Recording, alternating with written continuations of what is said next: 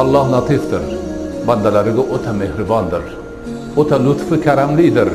Shuning uchun banda qancha osiylik qilsa ham, qancha kofirlik qilsa ham tavba qilib kelsa lutfi bilan kechirib yuboraveradi. Yurgizib yuboraveradi.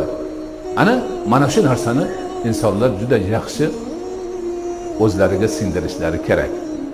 Hozir ko'p odam mana shu gapni aytayapti.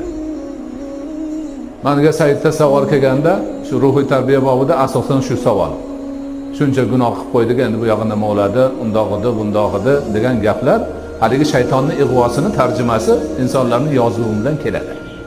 Ularning hammasini o'sha shayton to'g'ri yo'lga ketayotganini ko'rib chiday olmasdan ig'vo qilayotgan bo'ladi. Bu meni malayim endi ketyapti bu yoqqa qarab. Buni ig'vo qilib qo'ymasam bo'lmaydi deb urinayotgan bo'ladi.